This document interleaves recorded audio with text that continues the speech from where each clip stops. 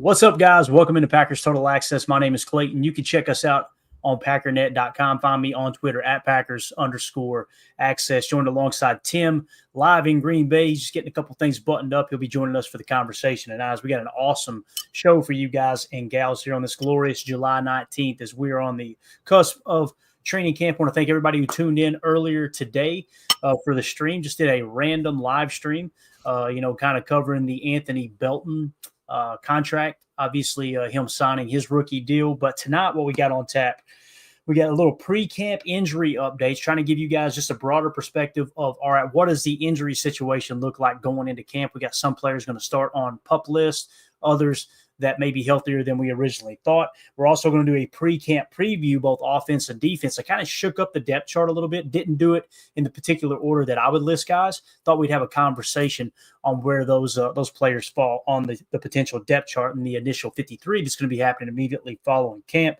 Then if we got time, we're going to do a little chalk talk. We're going to break down some film study, Carrington Valentine, several of his targets, some of his best plays of the year, just playing coverage. You guys remember before we did his run stops, and we did that on purpose to kind of take a look and go, okay, how did he play against the run as opposed to maybe Jair?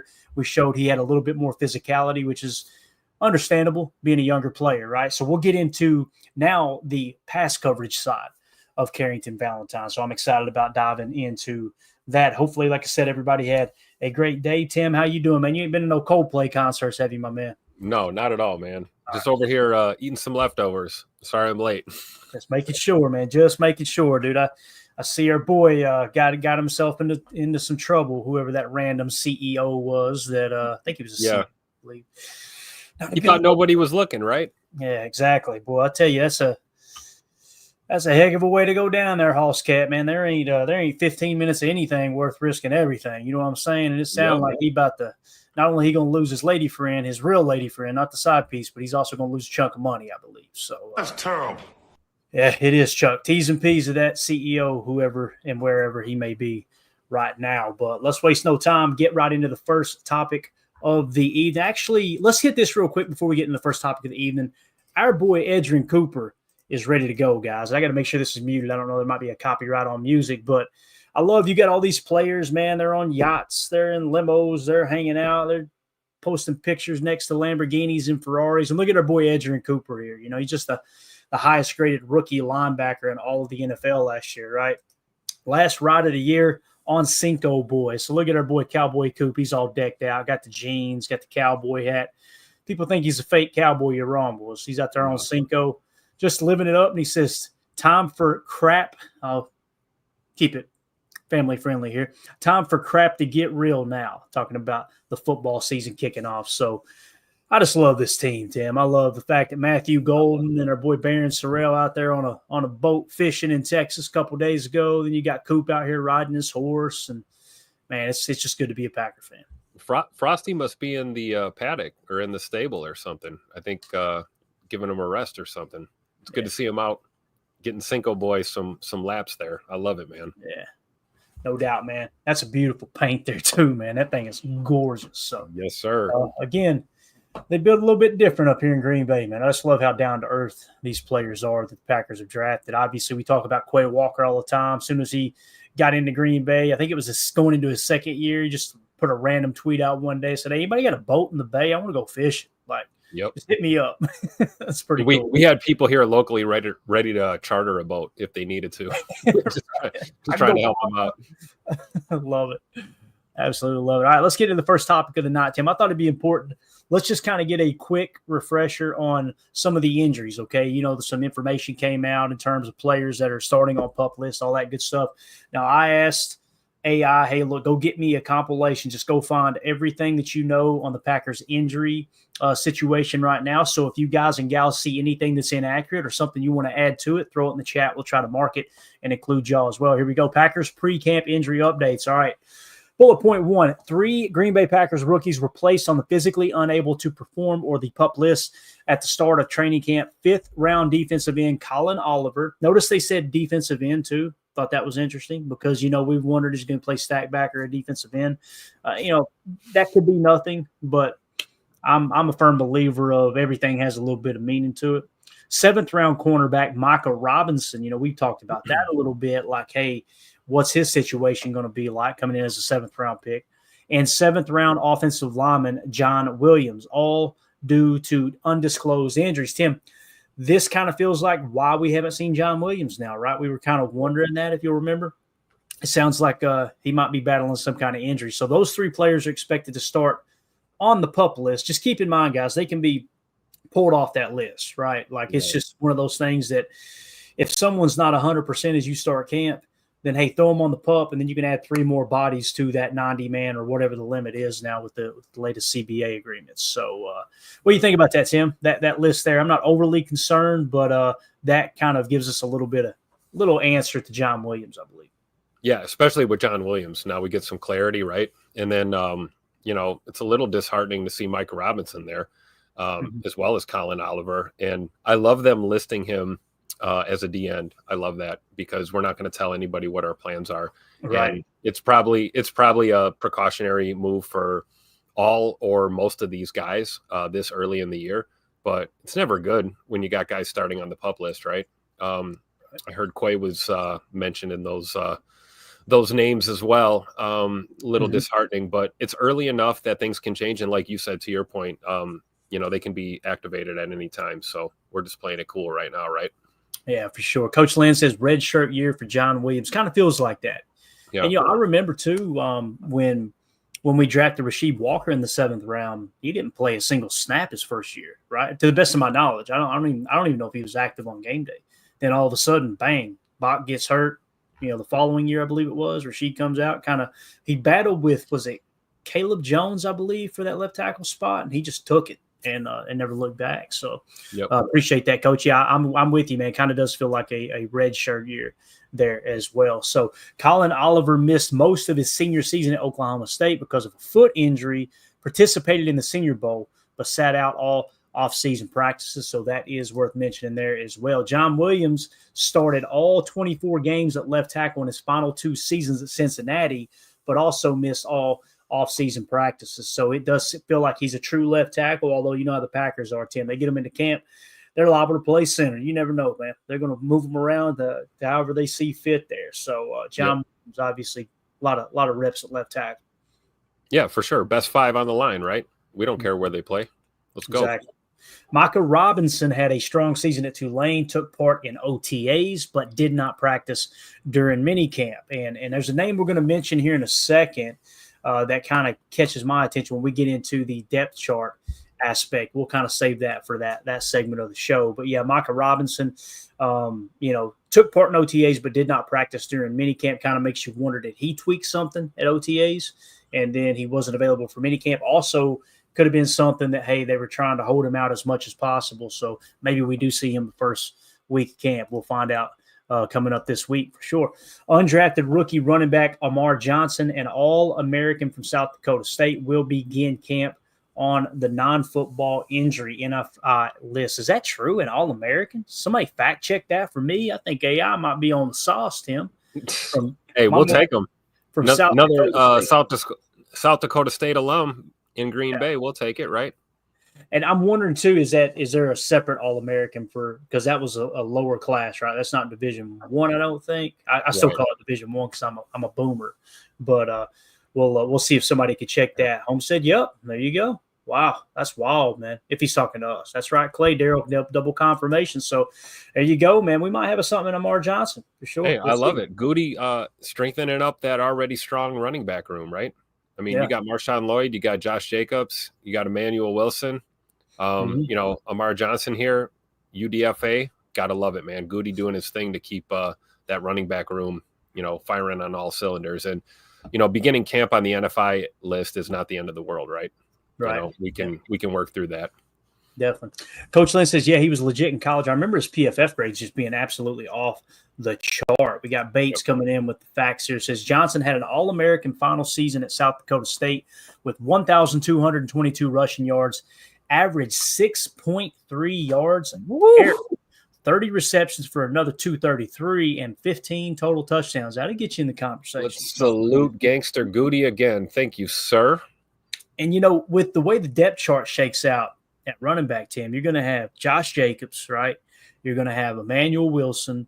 You'll have Marshawn Lloyd, Chris Brooks. You're already 4 deep, right? I think it's safe to say Amar Johnson probably going to try to put him on the practice squad, For sure. And I hate to At say the very least, keeping the room competitive, right? You got those right. guys fighting for that bottom end of that running back room, whether we carry 3 or 4 or 2, who knows, right?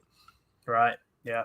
And you know, it kind of feels like it'd probably be a redshirt year for him now. Or are you worried if you stash him on the practice squad, somebody else pick him up? And this is where some of these things happen sometimes too, where I'm just going to say this. I do know from following the New England Patriots for so long, you guys know if anybody's going to bend the rules, it's those cats. And I kind of respect that they're going to push it to the limit. But it was very, very commonplace for Bill Belichick to go to a rookie player, a young player that was not going to make the roster and go, your ankle's bothering you, isn't it? Yeah. Yeah, we'll just go ahead and put you on IR. And, you get paid. And guess what? We'll get you back in here next year. That's a way to protect your young players, right? Yeah.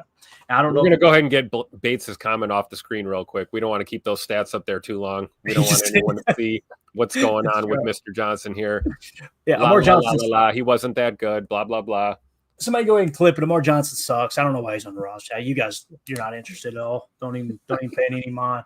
Good news. Third round receiver Savion Williams, who underwent labrum surgery, was not placed on any injury list and is cleared to fully participate in the first practice on Wednesday after being limited to individual drills and OTAs and minicamp. Tim, you remember they had the shoulder harness on him. We were all like, he plays physical.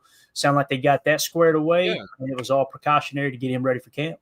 Is that our answer then? So the harness he must have had the labrum surgery prior to minicamp, correct? Yep. Guaranteed. Okay, so that's a good sign. Here we are, a couple of days away from training camp, and looks like he's good to go. I love it. Blake B says, I thought Sav was or Savion. I don't know if I should say Save or Sav there, but we'll go Save. I thought Save was in the red jersey because they had a quarterback package for him. Emoji. Hey, both can be true at the same time, right? You never know. What I don't want to see, though, I don't want to see him come in at Wildcat quarterback and Jordan Love running a sluggo. You know what I mean? But I don't want to see none of that. Yeah. No. Just split J Money out wide and let him just run and then touch nobody, right? Keep him safe. But I do know this, Blake. If for some reason we're in the middle of the season and all of a sudden Savion goes into the backfield and he lines up the quarterback, I'm going to have to stand up for this play. You know what I mean? I'm coming Heard up it from a fan right here. Don't happen for sure. But that's great news there from Savion for sure. All right, additional positive update. 6th-round defensive tackle Warren Brinson for Georgia, who missed OTAs but participated in minicamp drills, has been cleared for camp with better opportunities to contribute following the release of veterans Nesta Jade Silvera and Cameron Young. So it sounds like our boy Warren Brinson good to go. Did I just say 6th round? 6th round picked him. Many people, as soon as we drafted him, they said, there's TJ Slayton's replacement. TJ Slayton, I think, was I don't want to misspeak here. I want to say, was he a 5th?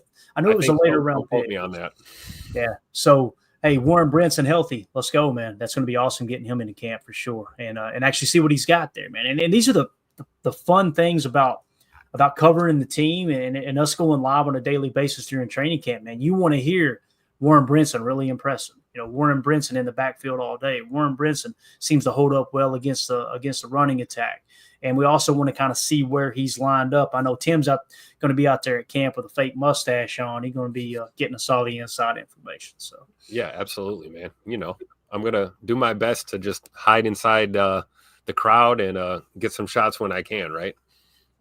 I can't hide anywhere, man. If I go to training camp, I'm going to be carrying around a Tupperware bin of that elk stroganoff. Elk stroganoff from 1919 Kitchen and Tap, man. There ain't no way I can. That's how everyone will see you. You be the only one out there, 95 degrees, eating elk stroganoff in the parking lot, leaned up against the fence, breathing heavy. I love it.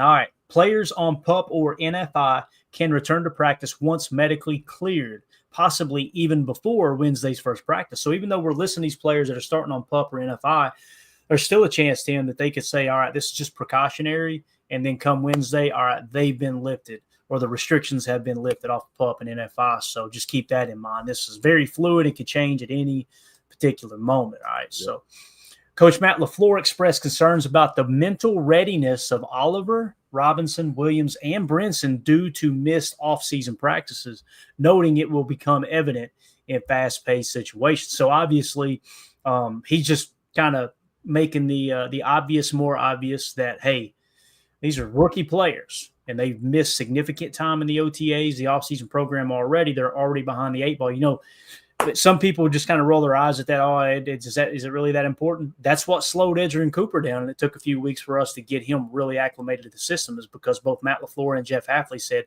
he needs to learn where he needs to be, and that was because he was a little banged up in training camp, if you'll remember, Tim. So, yeah, absolutely. You know, it's important with rookies, right? You know, every snap, every rep, every practice that you miss, you're not able to go. You're going to miss, you know, some of that mental acumen and the readiness that you need to play at the NFL level. We saw that last year. That's why I made the point from training camp last year to mention how much Quay Walker was taking Edgerrin Cooper under his wing during camp. When Coop was not able to go, Quay was making sure that he was by his side every step of the way, so he was not missing a step with those reps. And I think that was evident with the rookie year we saw from Edgerrin Cooper last year, that once he hit the field and he started getting regular snaps and that those rep counts went up, I think that a lot of that was a testament to, you know, guys willing to take him under his wing and keep him focused early on, even though he was not able to go physically. And so it's important. You know, I think coach is right, you know, expressing concern. These are all rookie players, young players. You know, every day you miss, every minute you miss, you know, it kind of stymies your growth going forward, no matter how talented you are. No doubt, man. Blake B says this weekend's going to drag on for so long. I'm ready for some of those practice live tweets. Amen to that. And Holmes MD1 says first padded practice on July 29th. Yep. I love that everybody's fired up about it. And again, if you're new here at PTA, your first time tuning in, welcome. We're not experts. We're not insiders. We're not media members. We're just fans just like you.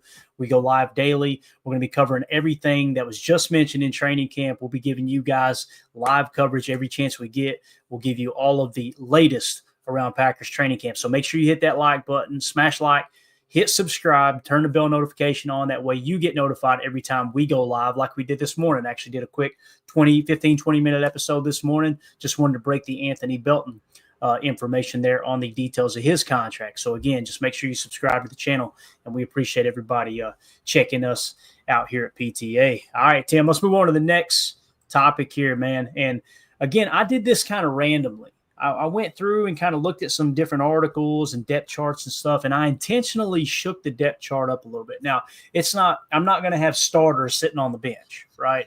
But what I did was I didn't put like it in any particular order. I thought it'd be a cool exercise if we went through first offense, then defense, if we have time, and just kind of figure it out together. All right, what does the depth chart look initially? Because we can throw up the Our Lads screenshot. We can throw up the ESPN depth chart screenshot.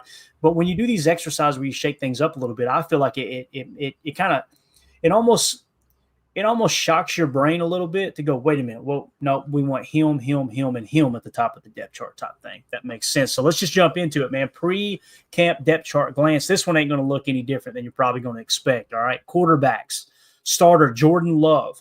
Backup, Malik Willis. Backup, Sean Clifford. Backup, Taylor Elgersma, who was obviously undrafted. So I don't think anybody would disagree here. As long as Malik Willis isn't traded before the season, it's going to be Jordan Love, Malik Willis on the 53-man roster. Sean Clifford, Taylor Elgersma will be battling for that practice squad spot. Now, who knows? They might keep two, right? And Taylor Elgersma is one of those guys, athletic freak, tall dude, played in Canada, put up unbelievable numbers.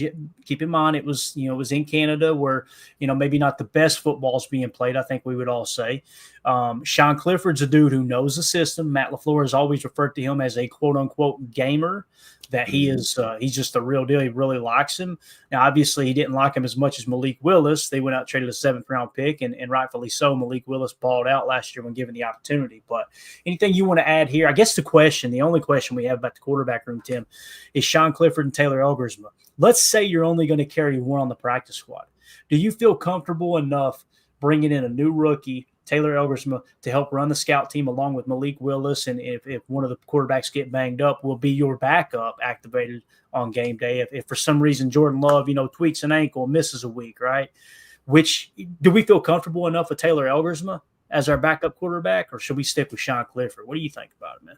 I think it's a little early, but I'm feeling a little more comfortable than I was a few weeks ago. You looked at what he did in OTAs and minicamp. Elgersma looks like the real deal, but like you said, coming out of Canada, we got to take that with a grain of salt, and he'll probably need time to develop. But either way, when I look at this quarterback room, this is what we do, right?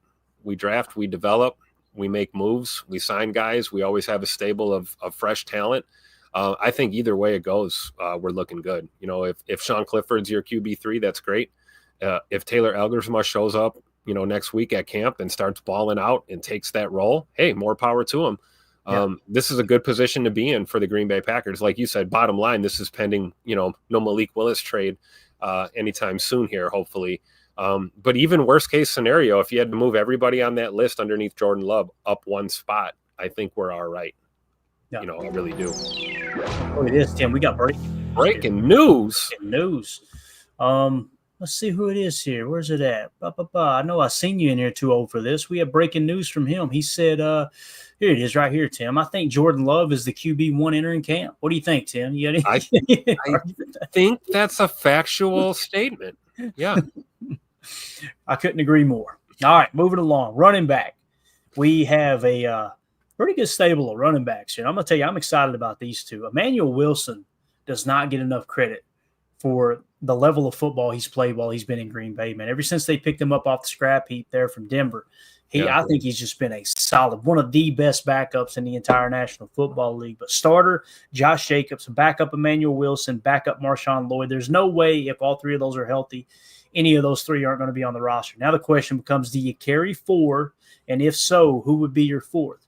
Chris Brooks, Jalen White, or Amar Johnson? Jalen White, obviously undrafted, just like Amar Johnson. But although we talked about Amar Johnson, played at a smaller school, but dominated, was an All-American. Kind of comes down between Chris Brooks and Amar Johnson for me. And I don't know, man. If you carry four right out of the gate, Tim, it's hard to go against Chris Brooks with the pass pro, the effectiveness catching the ball in the backfield. He did everything they asked him to do. Pretty damn good H-back, too, when you go to the pony package. You do want to actually put two running backs in as opposed to a Jaden Reed or another wide receiver into that second pony position. I agree 100%. I think, again, this is pre-camp, right? We're a couple days away. Those are my four: Jacobs, Wilson, Lloyd, and Brooks. We'll see what happens as camp gets going, as you get towards those first padded practices and things start getting real out there at training camp. This running back room might just go ahead and formulate itself. You never know. Things happen. But what we saw from Chris Brooks last year in the reps that we saw from him, I agree, Clayton. I think that's his spot for sure. I appreciate you putting E. Wilson there at number 2 underneath Josh Jacobs too, because I believe that's his spot to lose. Marshawn Lloyd coming off an injury, he got cheated out of his rookie year last year. If he steps up and takes that number 2 spot, that's great. Again, these are good problems to have. Look at all the talent in this running back room right here. Yeah, and again, no particular order, but you're going to notice some of these positions I shook up a little bit to go, whoa, okay. Drew D in the chat says, undrafted rookie running back should be able to go on the practice squad. I agree, Drew. Chris Brooks was on a practice squad with Miami last year, if you guys will remember, right? And we were able to pick him up off Miami's practice squad. Now, there was enough tape there for Matt LaFleur to, sing his praises when Goody decided to pull the trigger and bring him into camp or bring him onto the roster.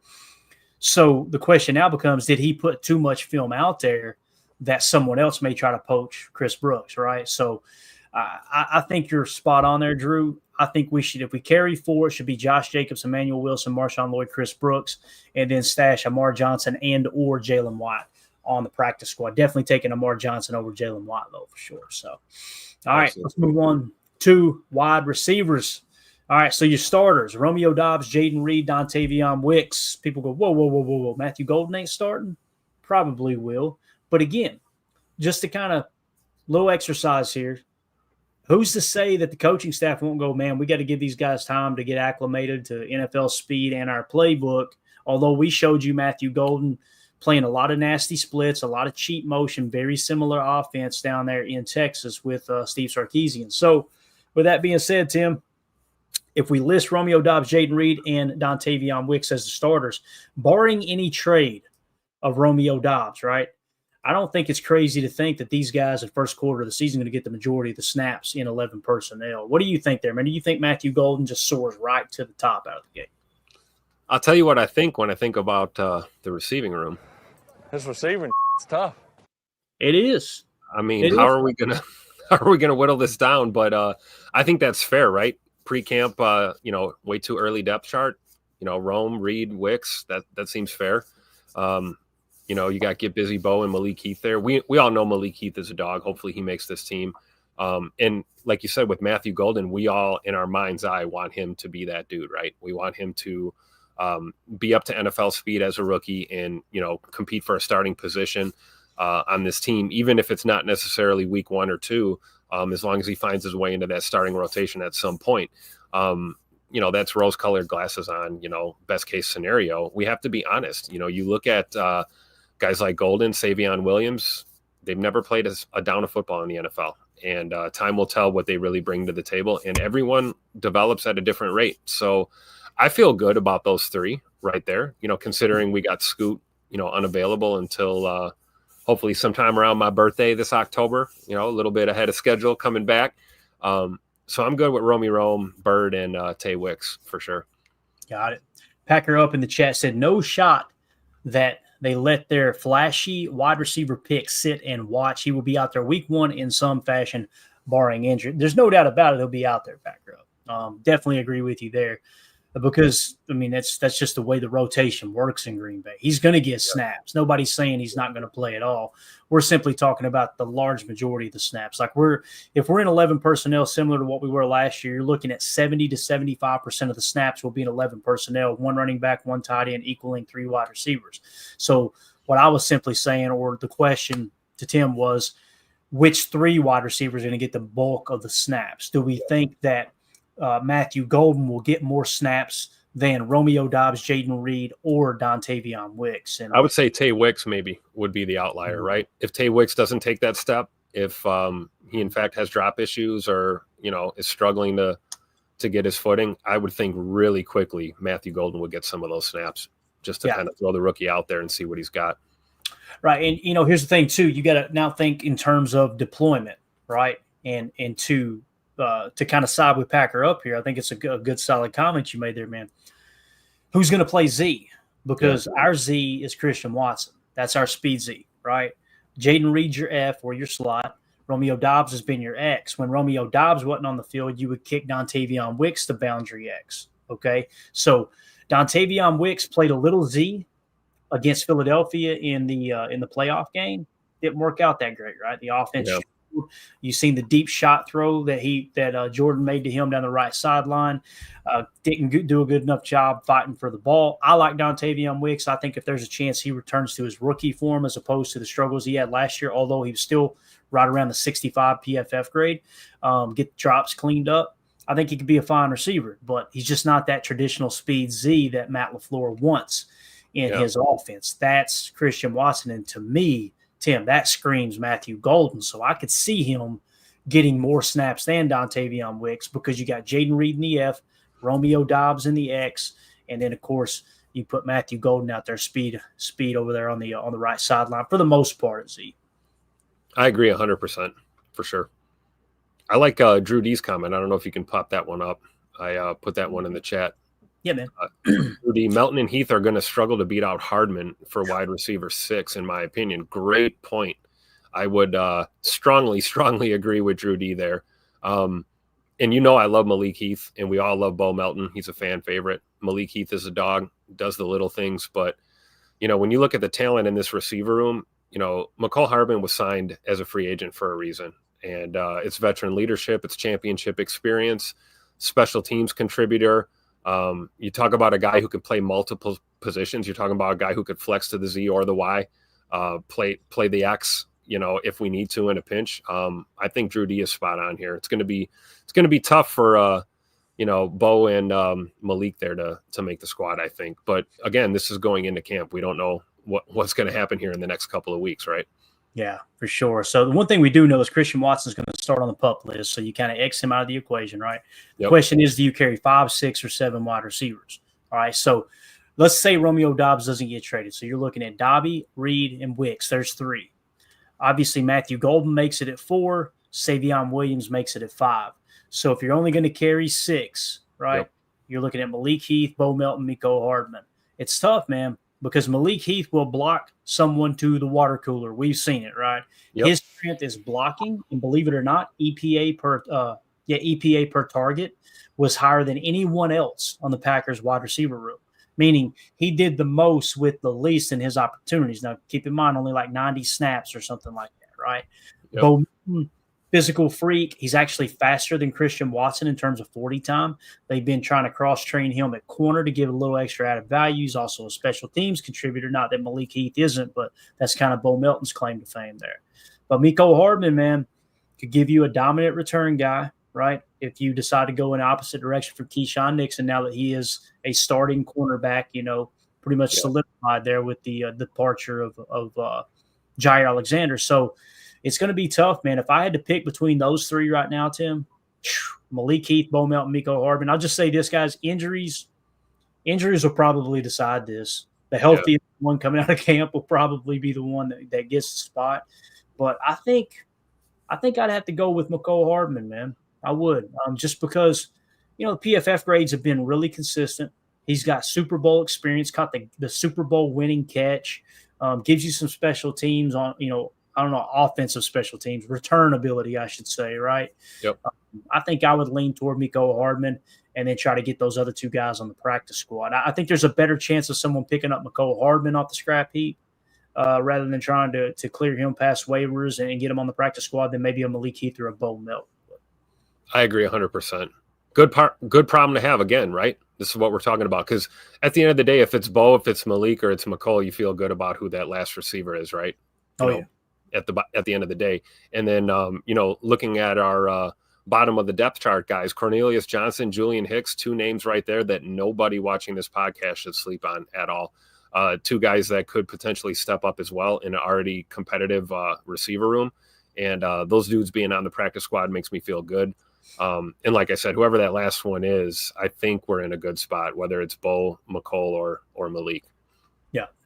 Let's go to tight end here. All right. So obviously we stayed in 11 personnel the majority of the year last year. 12 personnel was our second most used, in terms of on the offensive side of the ball here. So with 12 personnel, obviously you got 2 tight ends on the field. So typically you're going to carry 3 to 4, right, is how you usually break camp. So let's set it at 4 here and see if there's anything to kind of overlook. It's the starters, Tucker Kraft, Luke Musgrave. Obviously, when you're in 12 personnel, if both of those guys are healthy, Tucker Kraft's at the top. Don't get me wrong. He has already blown the doors off of Luke Musgrave, right? That battle's over. Now, when you go to 12 personnel, it's going to be Tucker Kraft and Luke Musgrave hands down. Now the question is, who's next? Ben Sims, John Fitzpatrick, Messiah Swinson, and Johnny Lumpkin. For me, it's not even close. It's Ben Sims, right? So if you carry a 4th, probably got John Fitzpatrick making the cut there because they like to use him in a little bit of an H-back roll down the stretch last year.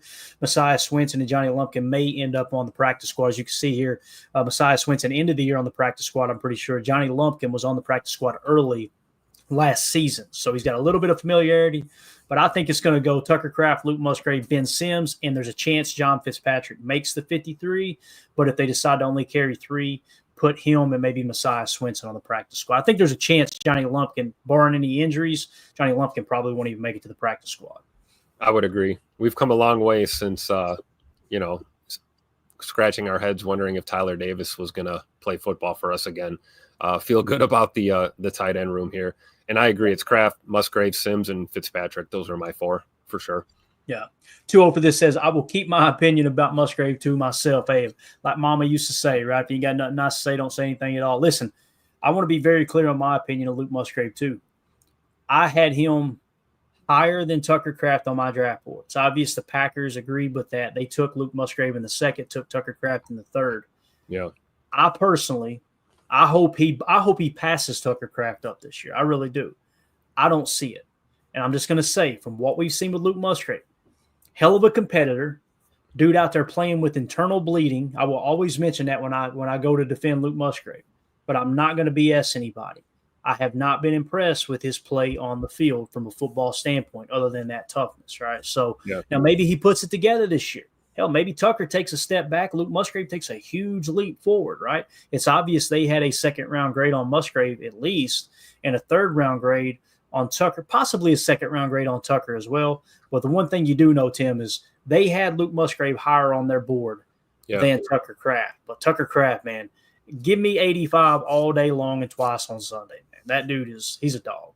Absolutely. And I think there's a dog in there with Musgrave as well. And like to your point, maybe one of the reasons why he hasn't progressed so well is he has missed a lot of time due to injury. And it's hard to get any kind of consistency when you're in and out of the lineup. And like you said, not getting those reps. That being said, I agree with what you've got up here. He's still tight end number 2. This is going to be the year. Hopefully he takes those steps. And I feel really good about this room. Ben Sims as well. I think a guy who didn't get enough credit for what he brought to the table for us last year. If you're following Pat Kerwin's advice and you're taking your eye off the ball, there's a lot of tape of Ben Sims doing those little things that we need a tight end to do in this offense. So I think he's just as valuable. Yeah, completely agree. All right, man. Offensive line, we did this a little bit different here and kind of shook things up a touch, but let's go from left to right here. Starters, Rasheed Walker at left tackle, Aaron Banks left guard, Elton Jenkins center, Sean Ryan right guard, Zach Tom right tackle. Now, Jordan Morgan as your backup right guard going into camp. You give him every opportunity possible to win one of two spots, Tim. Either left tackle, his true position that he played his entire life, or let him start at right guard. What I would love to see here, guys, is Jordan Morgan or Rasheed Walker hold off Jordan Morgan for that left tackle spot, and Jordan Morgan beat out Sean Ryan for the starting right guard spot. That's what I would love to see. So I'd like to see Rasheed Walker, Aaron Banks, Elton Jenkins, Jordan Morgan, Zach Tom.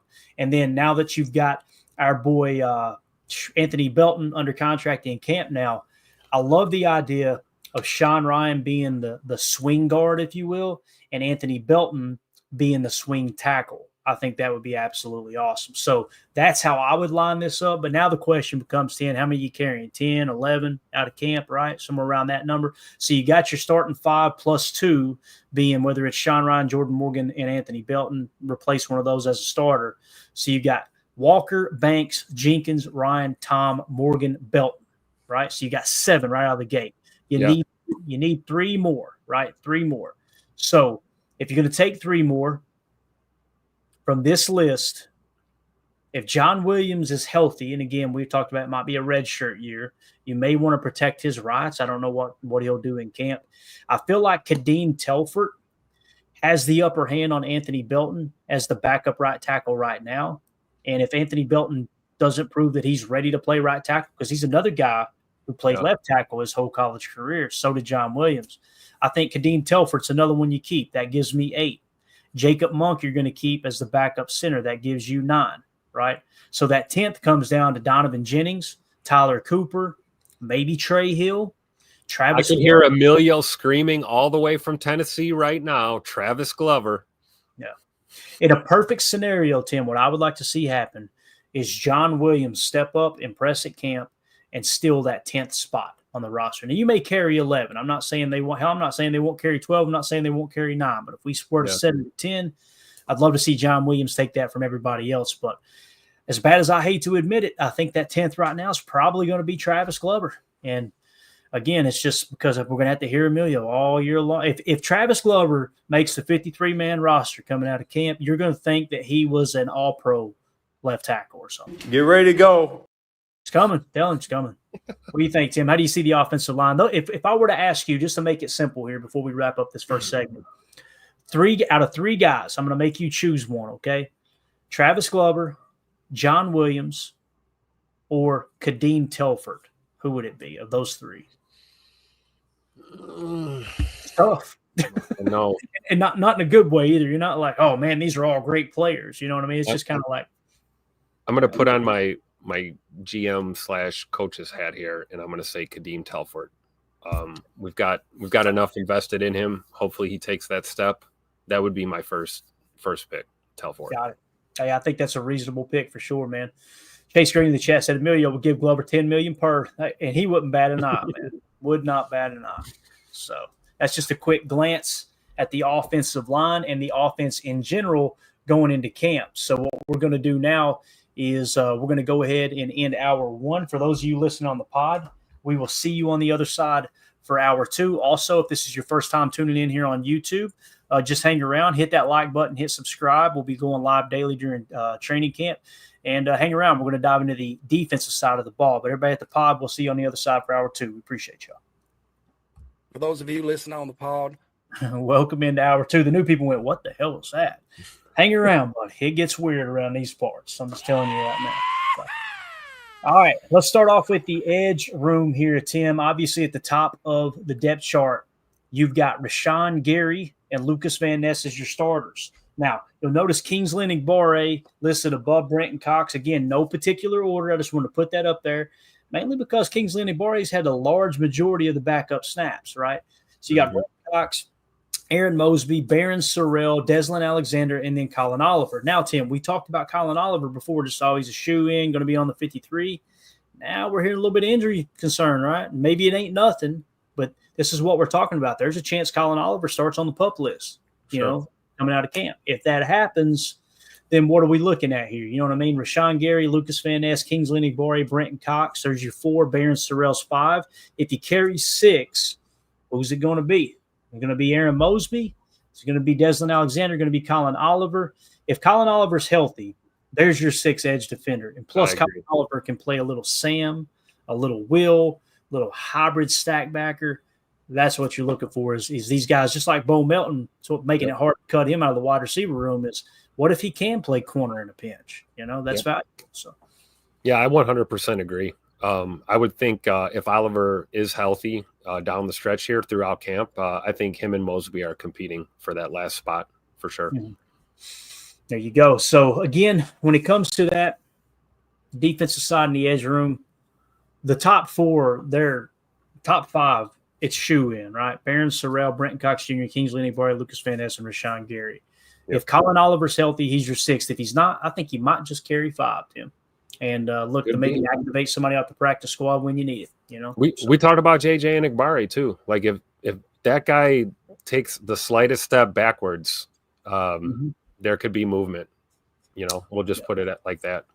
I'm gonna tell you, this guy right here. Yep. On my radar, big time. Yes, sir. After going back and watching the tape, Brenton Cox Jr. did not put much negative on tape last year. It was a lot of fun watching him play. It looked like he beefed up a touch. It looked like he learned how to contain a little bit better against the run. He was way more gap disciplined in the run fits.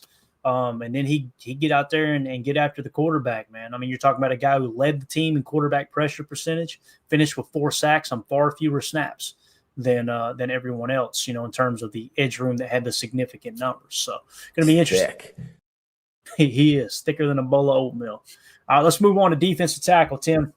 At the top of the depth chart, you got Kenny Clark, Devontae White, Carl Brooks, Kobe Wooden. All right.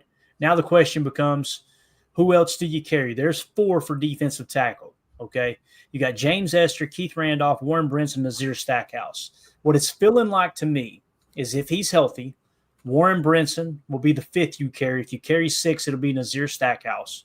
However, if you just carry 5, do the best you can to get Nazir Stackhouse on that practice squad. I think it'll be tough, man. I do. I think it'll be tough. Now, James Esther obviously returning from the practice squad. Maybe they like him enough there for the scout team, get another big body in there on the scout team and help you during practice. That's what the practice squad's for, obviously. So that and just trying to hide diamonds in the rough as the Packers have done for years. But what do you think there, man? Am I wrong, or do you think it's Warren Brinson and Nazir Stackhouse rounding that out if they end up carrying 6? Yeah, I'm with you there. I think so. I think Nas Stackhouse could prove to be one of the best UDFA signings in the past couple of years for the Packers. Hopefully I'm not getting ahead of myself here, but I've got high hopes for Nas Stackhouse, man. I love my Georgia guys, right? And then, Warren Brinson, another guy we're really excited about. I think those are the 2 for sure, other than Wooden, Brooks, and Wyatt and Clark for sure.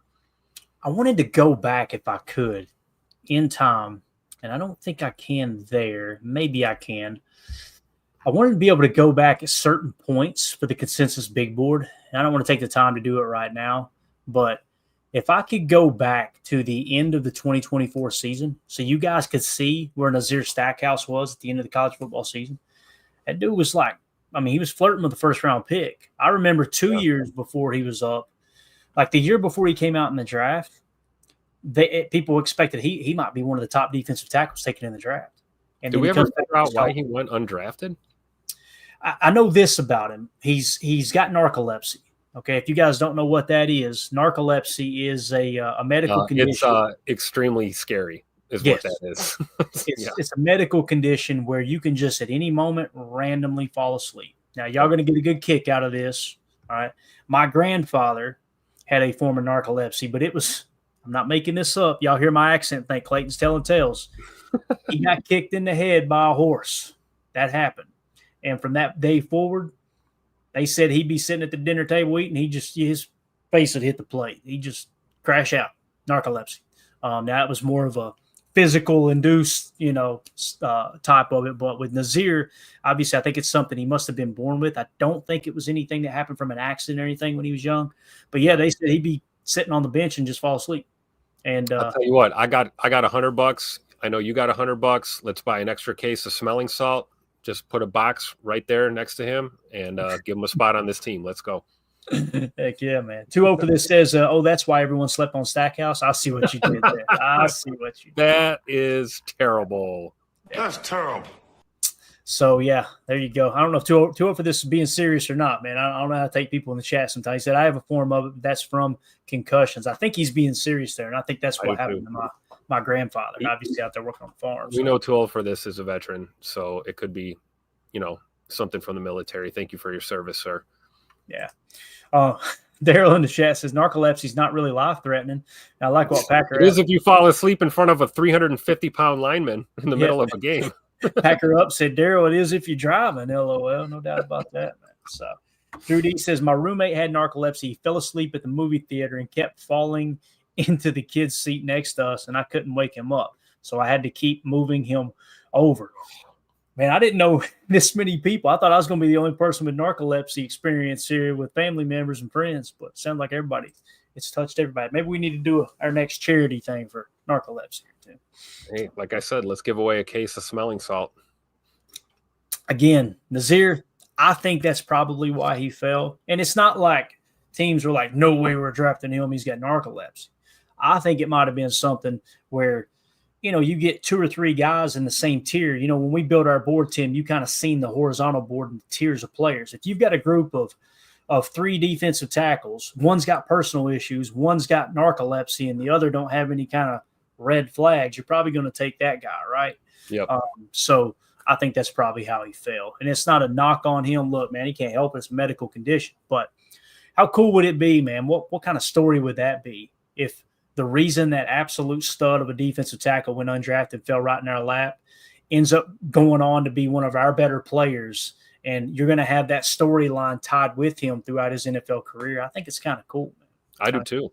And how awesome is it for him to go undrafted, but here he is in Green Bay, and now he's in with, NFL level medical staff. He's going to have the best of the best looking after that condition that he has. And, it's probably not something that just goes away, but if he learns to manage it or they find creative ways to treat it or, mitigate those issues, I don't see why he can't have a great career in the NFL. So I'm with you, Clay. I'm all behind him. Yeah, and 2-0 for this confirmed. He had 6 concussions, so that's definitely – he was being serious. He said narcolepsy doesn't care about coffee. Ain't nothing can help it. Boy, when it turns off, it turns off. I seen that firsthand. So, all right, let's move on to linebackers. Starter, Quay Walker.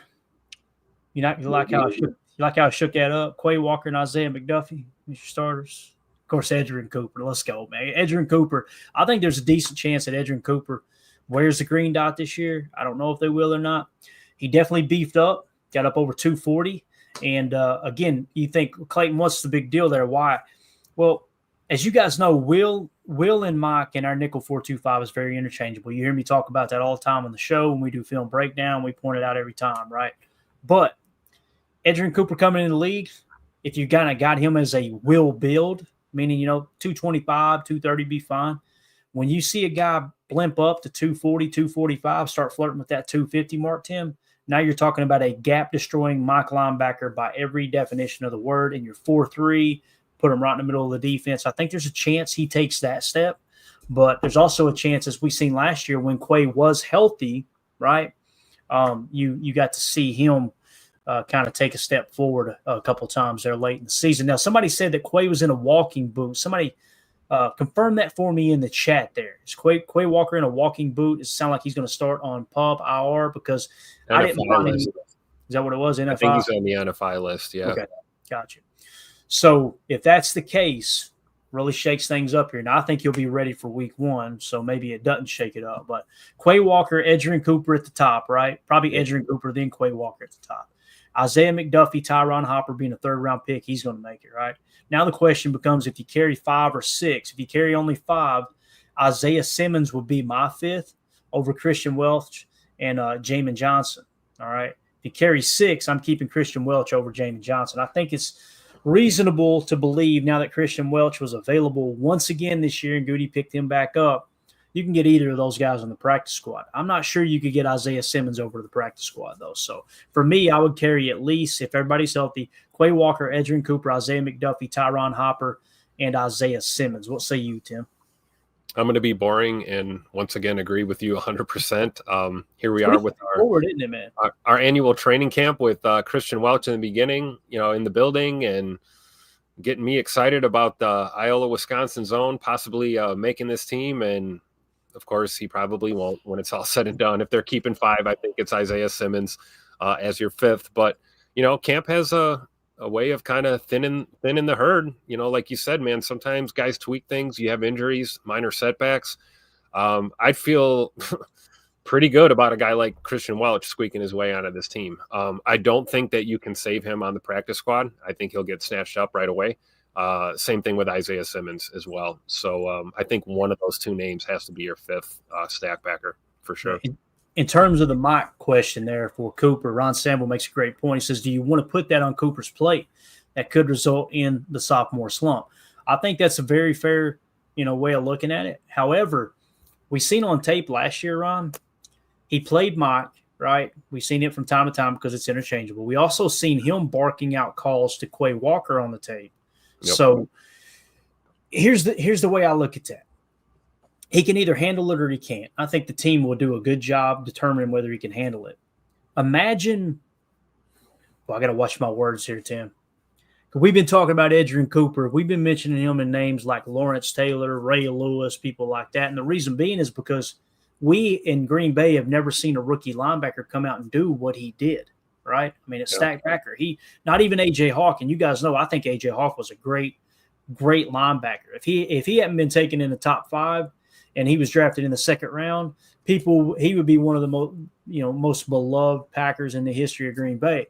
But the fact that he was taken so high, people look at him as an underachiever. I just don't see it. Team captain, won a Super Bowl after winning a national championship in college. He did everything you could do. He was always voted team captain. However, Edgerrin Cooper's different, man.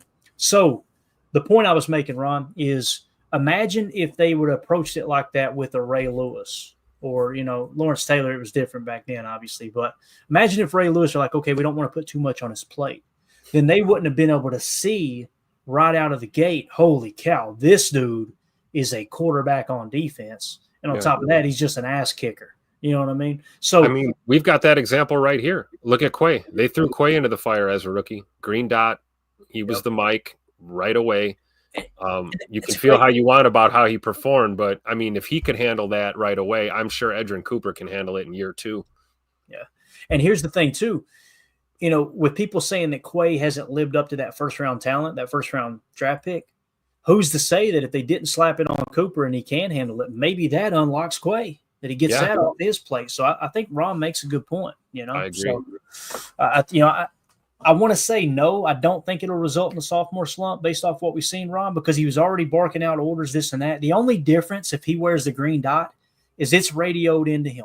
That's it, right? He's still got X behind him navigating track. So it's literally go to the huddle. He's going to hear the call before everybody else, relay the call to everyone, and then that's the only difference. So it's not like he's going to be out there completely lining everyone up. That's not what Quay was doing. You got X at safety kind of helping direct traffic. And we seen last year Evan Williams pointing at X a couple times, right? So I think let's not look past the obvious choice too, that in a pinch, Zay McDuffie is your green dot. I think if we got banged up at the end of the day and you need someone to get those calls in, say we're down Quay, say we're down even a Tyron Hopper or somebody, and it's Coop and McDuff out there. I think you let Coop just do his thing and you let Zay McDuffie wear your green dot. Yeah. Drew D in the chat says Quay Walker was seen at minicamp on a one-legged scooter and his foot in an orthopedic boot. So thank you for that, Jan. Yeah. Thank you for that information, Drew. I'll tell you who, I don't want to say he likes it, but he's just chomping at the bit to get his shot. That's Tyron Hopper. There's no doubt about that. Now, think about the Isaiah Simmons signing now, Tim. Forget whether Quay's going to be ready week 1 or not. I feel comfortable saying he probably will. I'm sure they took all precautionary measures. It's probably why we've seen him on the scooter, right, Drew? So if that's the case, imagine the Isaiah Simmons. Let's say Quay isn't ready, right? Having Isaiah Simmons come in and battle with Tyron Hopper for that third linebacker spot in your base 4-3, it's going to be ran probably 20 to 25% of your defensive snaps. Goody knew what the hell he was doing, man. I feel like he really built the back half of this roster a little bit better. And we said, hey, look, we need some more veterans on the team. He went and did that. I heard somebody on radio the other day. Again, I'm trying not to rant on the radio, but my God. It's like you just don't have enough veterans. You didn't go get no veterans. You signed Aaron Banks, veteran. You signed Nate Hobbs, veteran. 2 big free agent signings, right? You also went and got Mecole Hardman, Super Bowl champion, veteran. And you went and got Isaiah Simmons, veteran. Like, you added 4 veterans who are going to see significant playing time this year. Stop talking into a microphone if you don't want to take 2 seconds to understand what we actually did from an organizational standpoint. Hey, that's all right. Those radio guys, Clayton, hey, it's all good. You know why? Don't worry, nobody's listening anyway. There you go. It really drives me crazy, man. The other comment too was now the talking point when you pointed out, like, to go back to Rashawn Gary for a second, led the team in sacks. Well, the team was bad at getting sacks. We were 9th in sacks. Well, a good chunk of those sacks came in 3 games. What's your point? Yeah. We're not allowed to have 3 good games? Like, what? Right? And then on top of that, it was now the latest thing I'm seeing making its way around Twitter is, well, if the defensive line, the pass rush was so good, why did they fire their defensive line coach? Because the defensive line coach was held over from Joe Barry's regime, maybe? I paused for dramatic effect. Like, what are we? Coach Covington is the real deal. And if you have an opportunity to bring a guy like that in, you do it. It's literally every argument that they make gets smacked away with facts.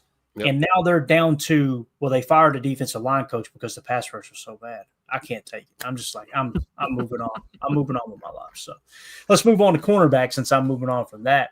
Cornerbacks, Keyshawn Nixon, Nate Hobbs, Carrington Valentine, Gregory Jr. You're going, who? I'm going to talk about him in a second. Bo Melton, Kamal Haddon, Kalen King, Isaiah Dunn, Tyron Herring, and Micah Robinson. Now, remember, Micah, a little bit of injury concern there, right? Bo Melton listed in here just still cracks me up, man. I don't know. It's just like, I don't think at the top of the list, as well. I know, and I shook it up like that for a reason, but it's like, are we really going to see Bo Melton play corner? Probably not, unless injuries hit real hard. But I'll tell you, it's nice to have him on the roster. If for some reason, let's say you've got 4 corners, let's say 5 corners activated for game day, 2 of them go down with an injury, you're going to be really happy that you kept Bo Melton on the 53, For sure.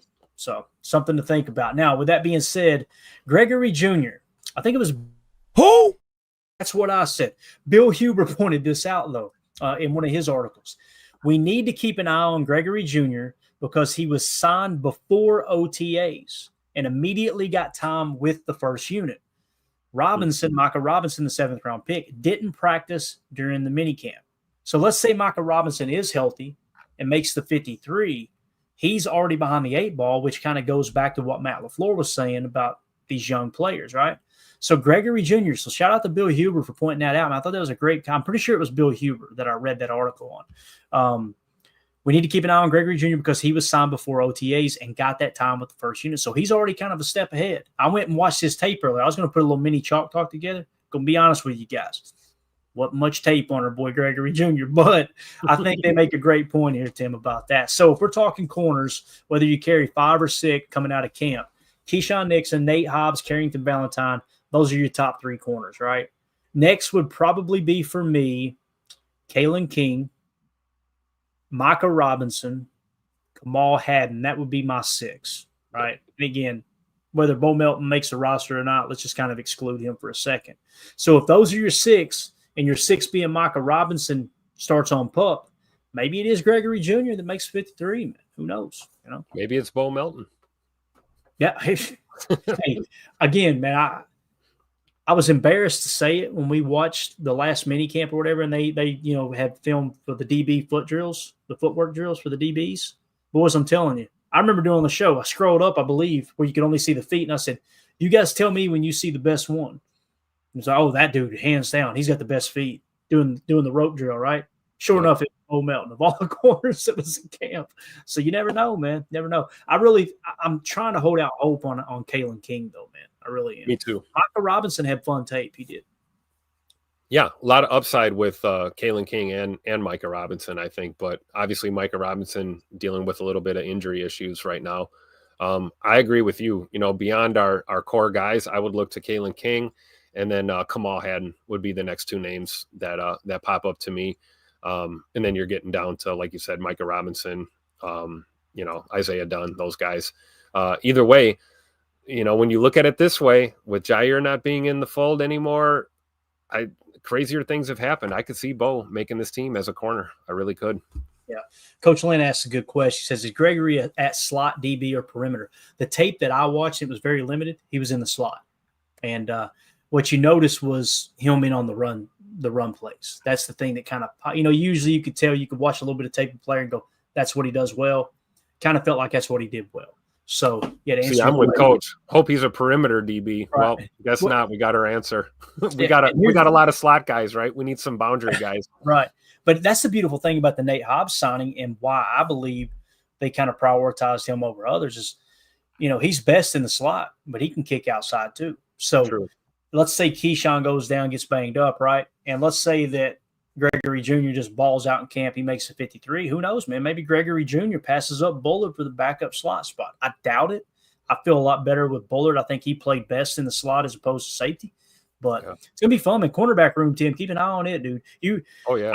How you're going to do it at camp, because you're going to come in. I'm going to go, did you watch every single position on the field, Tim, please? No, I didn't. But you know where I'm going to hang out? I'm going to hang out on that south end zone at Ray Nitschke Field, and I'm going to watch our defense. So I will definitely keep my eyes on the corners for sure, and give you guys what I can as it develops. I think that's a great game plan too, because as you guys know, offense gets the most love, the most pub during camp. Yep. So we'll get plenty of offensive updates. If we got Tim down there watching the defense, I think that's a great move, Tim. And I know you're not a defensive guy at all. You're going to hate doing this, but yeah, I know. Sarcasm. Sarcasm. All right, moving along, man. Safety. Love these two right here. I think the fact that our boy Evan Williams gets to learn under this guy, McKinney, for the next 3 years, absolutely fires me up, man. Evan Williams, I'm not going to be surprised if Evan takes a step back his sophomore year. I'm not going to freak out, right? Barring just a crazy setback. But Tim, in his second year, what did he finish at, like a 72 PFF grade or something? If he takes a step forward and puts himself in, let's say, the low 80s, oh my gosh, dude. Could you imagine how good? I mean, this is going to feel like the olden days where the safety room was just always solid. And the fact that Evan Williams proved on the back half of the season that he could play post safety just as well as he could play in the box. Yeah. And that allowed McKinney to come up in the box, play closer to the line of scrimmage and closer to the ball from time to time. It's exciting, man, because they started going away from throwing deep because they knew McKinney was back there patrolling post safety, right? And then all of a sudden when they stopped throwing deep, you see McKinney sliding up in the box more, covering the Y, covering, helping inside leverage and zone coverage against that number 2 in the slot, all those things. So these two guys I'm fired up about, man. As far as the safety position, though, Xavier McKinney, Evan Williams, right? And this is where it gets good. You got Javon Bullard, Zane Anderson, and Katano Ladapo. I'm going to be completely honest with you guys. Strictly from a safety standpoint, I like Zane Anderson better than Bullard right now. That's me. Based off what we've seen on tape, reading the quarterback, reacting, like literally playing his zone, which you're going to see from Carrington Valentine here in a second, playing his zone while keeping his eyes on the quarterback and then breaking off of his assignment and picking balls off. It actually makes the highlight reel on Carrington's highlight reel. in Chalk Talk, you're going to see an interception by Zane Anderson. Now, Zane Anderson got a concussion there at the end of the year too. He plays the game very physical in that regard. But, Tim, I think I like Zane Anderson a little bit better than Bullard at the safety position. With that being said, really love Bullard as our backup slot. So there's value. Please don't think I'm writing Bullard off. I think Bullard was great. Not great. Bullard was above average to good in the slot, in my opinion. He really struggled, though, at safety last year. So with that being said, there's 5 at the top of the heap there. Let's say you've got to cut one of those 5. I'm going to put you on the spot here, Tim. Xavier McKinney, Evan Williams, they make the roster, right? Javon Bullard makes the roster. So it's going to come down to Zane Anderson or Katan Ola Home Depot. Who are you keeping, man? Love the drop. Who are you keeping, Zane Anderson or Oladapo? Maybe the question is, can you sneak one of those 2 guys on the practice squad? I don't know. Can we keep all these guys? I want to keep Bugs Brown. I want to keep Baldwin. I want to keep Bugs, Omar Brown. Hey, dude, there's going to be, I'm telling you right now, man, there's Jonathan Baldwin, right? Kazir Brown, like you said, they call him Bugs, right?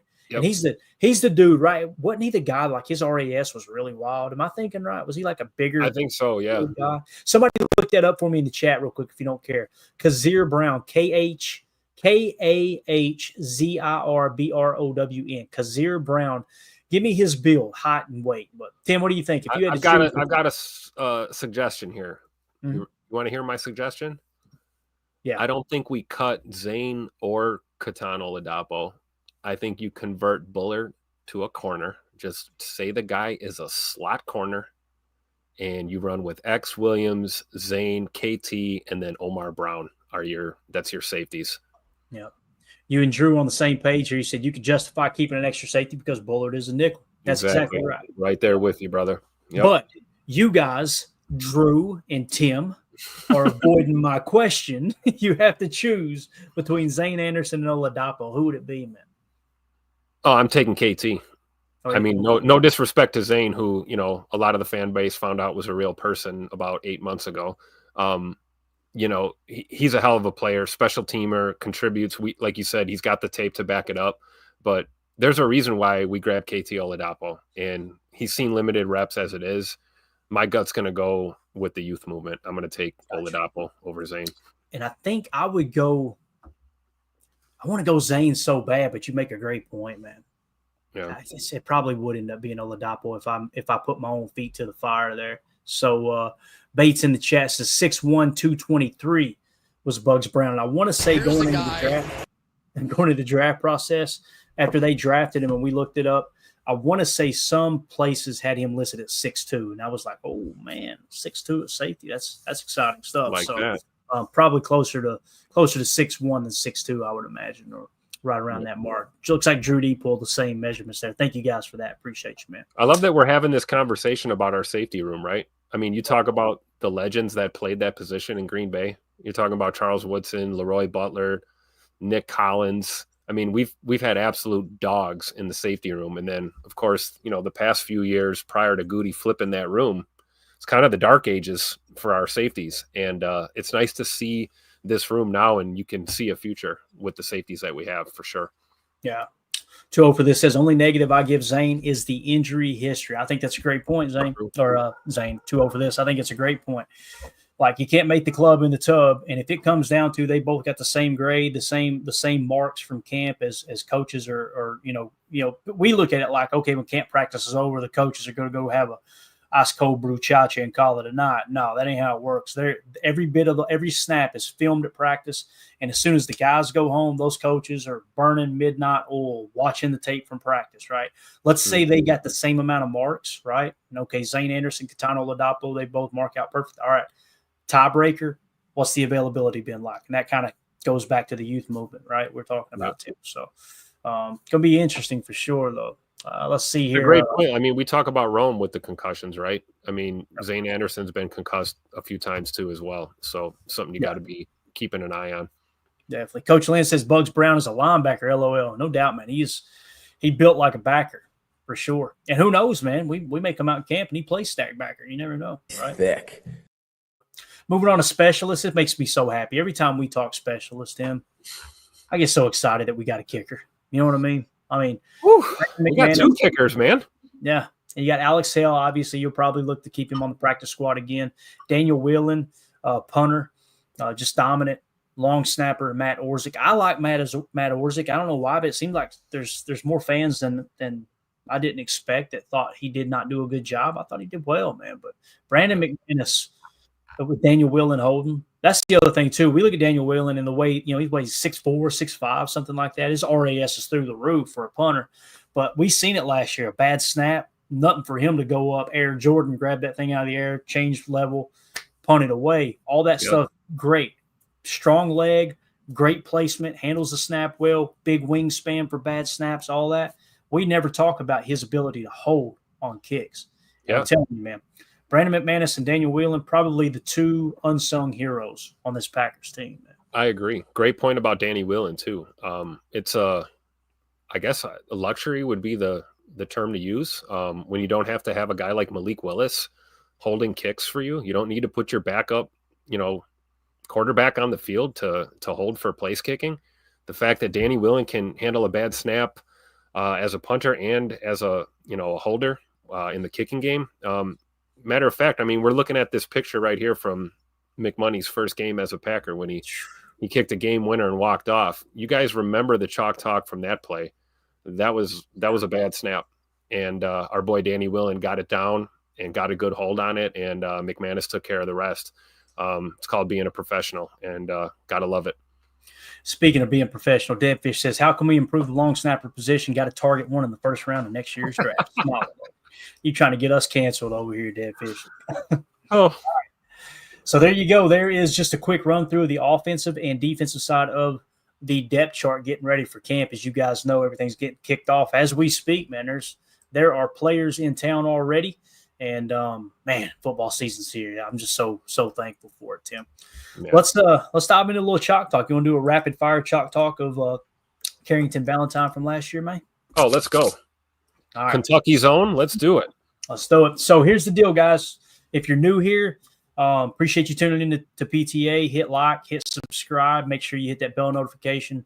That way you get notified every time we go live. We go live daily. We break down tape. We do pregame shows, postgame shows. We do all the game prep leading up to the week coming up for the upcoming opponent. This season is going to be absolutely awesome. So make sure you know when we're going live by being tuned in and sub to the channel. Now, when we do chalk talks, right, and we do film breakdown on live streams, there's a chance the stream goes down. If it goes down, it'll come right back. If you want to prevent that from happening, you got two options. You can hop over to Rumble right now, Packer Fan Total Access on Rumble, or you can go to Twitter, X, @Packers_access. Make sure you're following both of those channels if you want to watch it in real time. It hasn't gone down in a long time. Just know there's a chance it does. Also, if you're watching this back on a playback and you're going, what happened to the chalk talk they were talking about? Look for a separate video because that means it got flagged copyright and we just edit it out and put up a separate video for your all's convenience. You also notice playlists on the YouTube channel. All the chalk talks will be put in their own playlist folder as well on our YouTube channel, so you can find those real easy. So let's get into it, Tim. This was a fun one here, man. And again, we already talked about the run stops and how I felt like he played the run pretty darn well last year as a second-year player. You guys know Carrington Valentine. I'm a Kentucky fan. Liked him at Kentucky. Hated him his rookie year in Green Bay. Didn't think he played well at all. Then lo and behold, sophomore season. Some players have sophomore slumps. We were talking about whether Edgerrin Cooper might have one, if he does end up wearing the green dot. Boy, it was totally the opposite for our boy Carrington Valentine. My man struggled his rookie year. In his second year, he just took off. This was a lot of fun watching him play. He led the team in terms of the cornerback room, including Jair Alexander in passer rating when targeted. He had the best there. He was also tied for the team lead in the cornerback room with 2 interceptions. He did not allow a touchdown all year. We covered the run stops earlier. Now we're going to get into some of the targets, all right? So here we are. The one thing I want you to notice here, guys, people still believe that we play man coverage and we allow cornerbacks to follow certain targets. That has not happened, right? If it has, it's a very minute amount of time since Hafley's been here, and especially since Joe Barry was the defense coordinator as well. You're going to notice with Carrington Valentine, he always lined up at the right cornerback spot. Now, that's left from the offense's perspective, right cornerback from the defense's perspective. And I say that because I don't like when they have cornerbacks travel because you've got a dominant eye. Every human being has a dominant eye, right?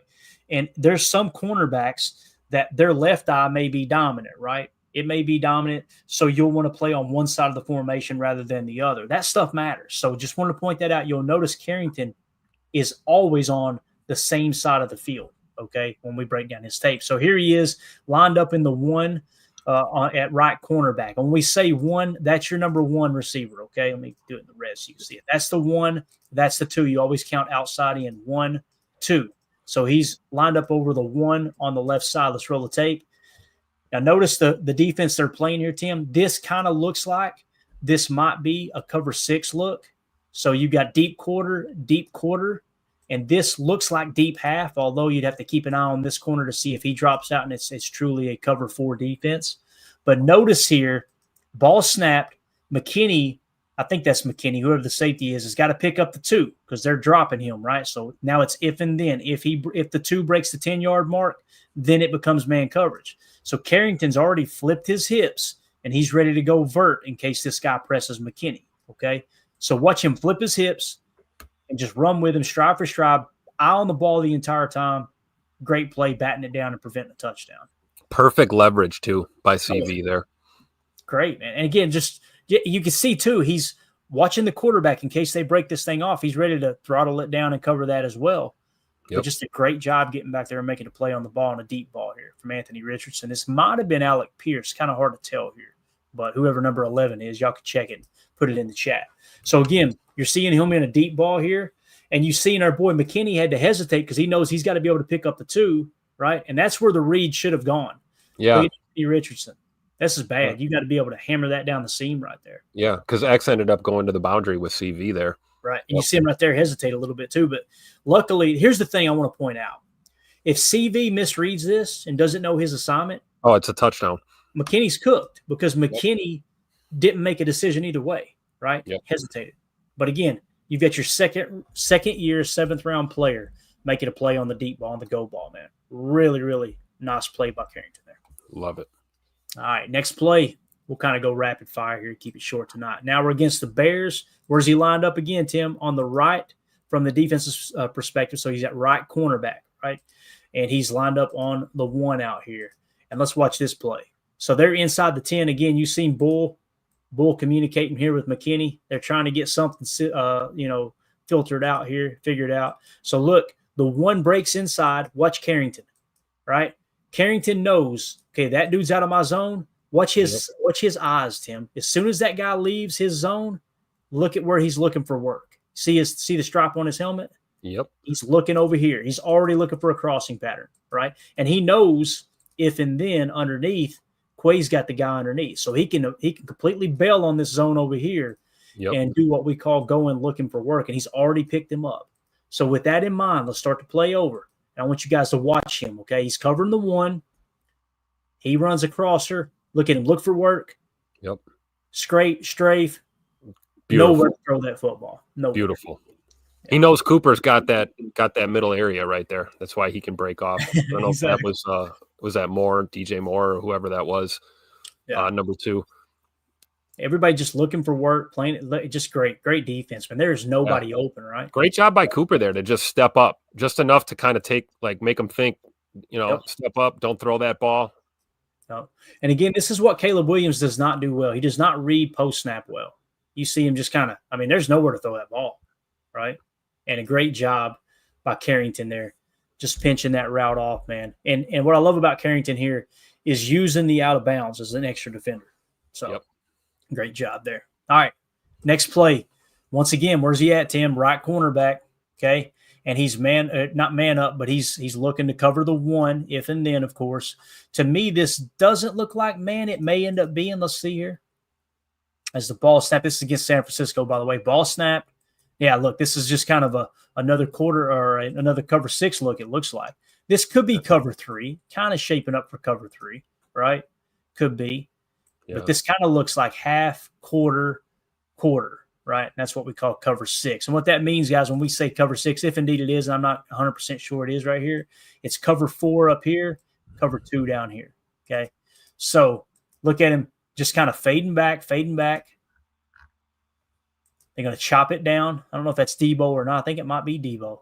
But look at Carrington. The ball's already out, but look at Carrington already breaking on the ball. Oh, yeah, that's Debo. Just all over it, man. Again, and that's a drop, by the way. For everyone wondering what a drop is, that's a drop. Yep. Exactly. And I'm sure the people that claim Jaden Reed diving for a fourth down inaccurate throw and it hit off his hands was a drop were the same ones begging for Debo Samuel's overweight butt to be in Green Bay this year. So we'll just leave that one alone. But anyway, nobody in our chat I know does that, but I'm on the interwebs quite often. And boy, oh boy. For sure. But again, you got to think if Debo comes up with that ball, CV is going to put the boom on him right here. Yeah. Even if he does catch that. This definitely looks like a cover 3 defense to me, Tim. Yeah. Because you can see Evan looking to take the cross route. And Evan holding his water there. I love it. He really made him second guess that decision over the middle. But again, it's not like Carrington broke this pass up, but I just want to show how he's covering deep and still getting within 2 to 3 yards of the receiver to be ready to make a play there. Pretty good rep from 59, Tyron Hopper. One of his snaps here. A few of them we saw last year. Moving pretty well. We got – I'm sorry, man. I looked at the chat. We got AFAM's uncle in the chat, evidently. What? AFAM's uncle? His mom disappeared from the chat, and now his uncle's back. So, what? Yeah, his mom was always here in spirit. But, yeah, we got AFAM's uncle. So, see, this is why it takes so long to get through Chalk Talk, you idiots in the chat. All right, let's move it along. Next play. Again, just wanted to show he played, over-the-top leverage, over-the-top technique, held his water, no explosive play. And when you force them to dink and dunk their way down the field, like you said, good coverage underneath with Tyron Hopper. Tyron Hopper ready to hit that rib cage in case Debo did bring that pass down. It. So, all right, here he is again, right cornerback again. In terms of deployment, understanding where Carrington Valentine plays, right corner, right? Here he is over the one. Now, this is really interesting because notice you got a linebacker on the tight end, and Carrington's looking to cover the one. Well, they're going to cheat motion the linebacker, or not the linebacker, the tight end, I apologize. The tight end out. The linebacker is going to follow him, and then you got Carrington one-on-one with the one here. So let's see what it is here. He's just going to run a quick little, kind of like a spot route, quick curl, slurl, bang. Look how quick he's on the ball. Oh, telling you, man. I might be jumping the gun a little bit, but I'm just going to go ahead and say this about Carrington Valentine. Pay that man his money. You can't do that mid-drink. Listen, it's early for me. We've seen a bad year, right? We've seen a good year. If he solidifies what he did last year, stabilized, I guess you could say, or has an even better year this year, Tim, I'm on board.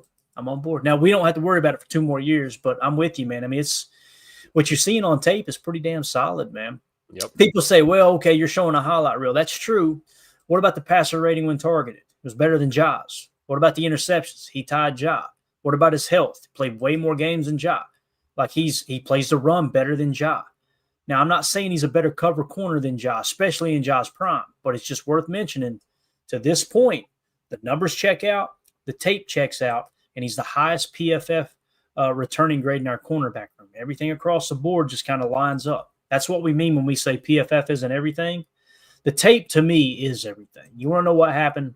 Watch the tape. Yep. But when you got sites like PFF and NFL Pro, you can stats can pique your attention or grab your attention and pique your interest. Like, okay, I need to go watch that. You go watch it. The tape confirms it. That's how you know what you got. So, all right. Now he's showing a little press tech here. Once again, right corner lined up on the one against Detroit. He's showing press. Let's see if he actually plays press, Tim, because it kind of looks like right here, man, single high. There may be a drop. They may fire. So it might just be cover one with a mock blitz or a cover one. Yeah, that would be a mock blitz. It might be a will blitz as well, right? Could fire the Sam off there. But let's watch him here and see if he bails or if he's playing man. This looks like man coverage right here. So what he's playing is mirror match. That's called mirror match, Tim. It's a similar technique to press, but you're not putting your hands on him. You just mirror his movements all the way down the field. And listen, they tried to go back shoulder here. The receiver wasn't ready, but I just want you to look at how well Carrington covers this guy. He's right in his hip pocket the whole way. Like a blanket. Yeah. And I know this is a CV chalk talk, but look at the top of your screen. Keyshawn doing a great job on Amon-Ra St. Brown as well. Yep. Look at Bull getting cooked a little bit right there. But again, when you're in cover one man, I mean, you're kind of on an island, you know. I'll take it. He kept him in front of him at least.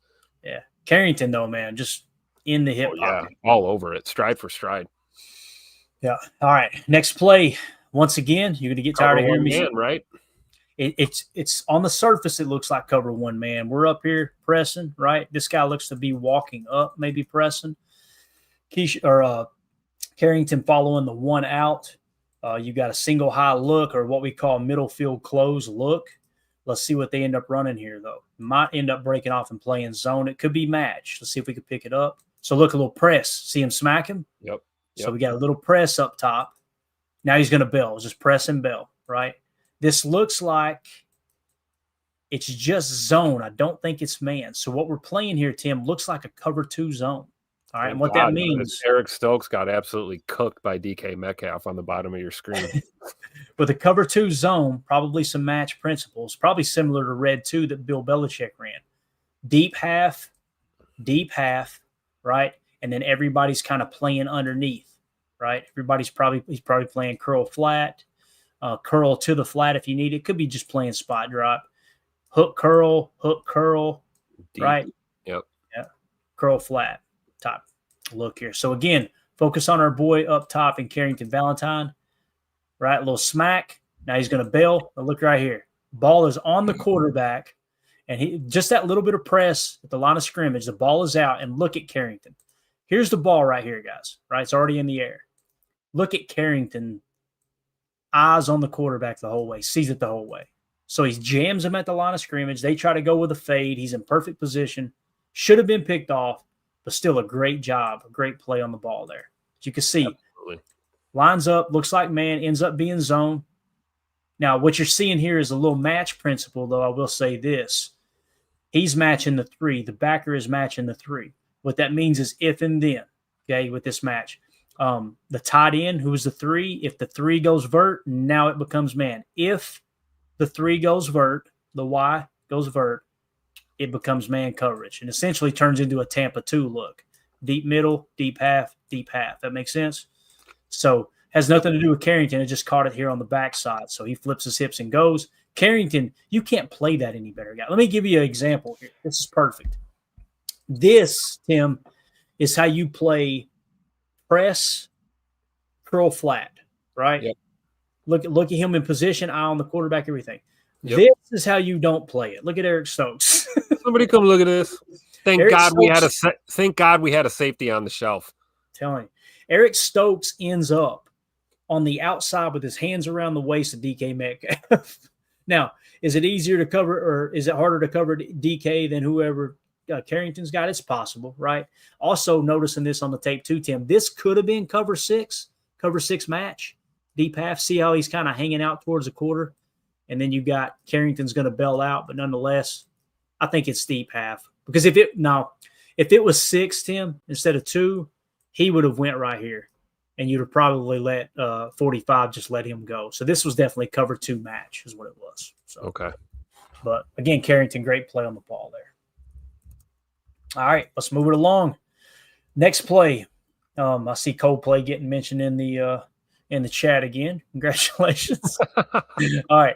So next play here. Once again, he's lined up at right cornerback. Let's roll the tape. This against the Saints. So he's playing cushion here. Some kind of blitz maybe. Everybody bites on the play fake, right? Now look at Carrington right here, Tim. Question is he in man coverage or not? Doesn't look like it to me. Let's see what he does here. 11 takes off. Carrington's just going to kind of let him go into McKinney's spot, right? Now look at Carrington. Looking for work. Going to come back now. This is one of those cross-country routes, right? Now, it gets picked off by Zane. That's the one I was talking about. When I say cross-country, here's what I'm talking about. We've always called it cross-country. You guys may call it. There's some that's like a dragon wheel. Others, the cross-country is a crosser that you kind of wheel off up here. Does that make sense? And watch how quick Xavier McKinney in the middle of the field picks it up. Watch his right arm. He's going to point it out right away. See it? Yeah. So this, yep. And this right here is actually what we would call a dragon wheel. He's going to drag and then wheel it off. Okay, so that's a dragon wheel. So watch Carrington. Carrington, eyes on the quarterback, watching the play develop. He doesn't panic. There's no one to cover his 11 leads. It'd be real easy to go with him or hammer down, right, to try to look for work. But he stays patient. He's going to pick up the Y on the dragon wheel and bail out. Watch him here. See him? He's got his eyes on him right now. Oh, I know what we're up to. Let me get back. Could have been picked off by Carrington, but instead it was Zane that picked it off. So great job. And I want to point this out with Zane. I know we're talking Carrington, but it's worth mentioning. Zane here completely bails on his zone because he knows it's not a big threat. Goes back, finds the quarterback's eyes. Bang. Interception. But again, great coverage by Carrington and an even better play on the ball than Zane Anderson. So, absolutely. All right, here we are against the Vikings. We're inside the 10-yard line. You'll notice a lot of these plays, some of Carrington's highlights. Tim, you notice they come in the red zone, in some cases inside the 10? Yep. Make a mental note of that. When we're doing Chalk Talk, the goal is learn in terms of deployment how the Packers are using these players, where we're on offense or defense, but also it's what sticks out to you? What's their superpower? What do they do well? Red zone coverage. Carrington's pretty damn good, man. Yep. So he's on the one like right man now. As well right here, right? It looks like it. Yeah, we'll see how it develops. I'm with you. It definitely looks like man off the bat. Of course, this soft right here, they might be in some kind of zone or a little matchy look, but he's on Addison right now. Let's see if there's any motion. I can't remember if KOC uses motion here or not. He does not. So he's on the one, right? Gets hands on him. It is man coverage to me, Tim. That's what it looks like. Yeah. Yeah, it's definitely man. So they're playing a cover one robber, it looks like. I could be wrong, but with robber, it's real simple, guys. This safety goes deep. Bullard's going to rob. So he's going to kind of hang around down underneath. I think this guy becomes man coverage, maybe not on the tackle. On the tight end there. Tight end, yeah. So you'll see what I'm talking about. You'll see Bullard's going to kind of play a little robber here, I believe. Yeah. See how he's just kind of robbing. Actually, he was manned up on the tight end. The tight end stayed in to block, so he just kind of sits in his zone. That's what he did. But it is man coverage. Now, let's get back to the target here. Look at our boy Carrington roughing him up out there. Jordan Addison. Look at this. Right? Love it. Yep. Looking for the ball already. Ball out. Yep. Gets back. No problem. So he covers his guy, and even though he's got his guy locked down, playing physical, forces him to the boundary there, he still has the wherewithal to go after the ball, even though the ball's thrown away. So, good job by Keyshawn there on arguably the best receiver in the NFL. Kind of forcing Jefferson towards McKinney. Yep. Tight window there, for sure. Yep.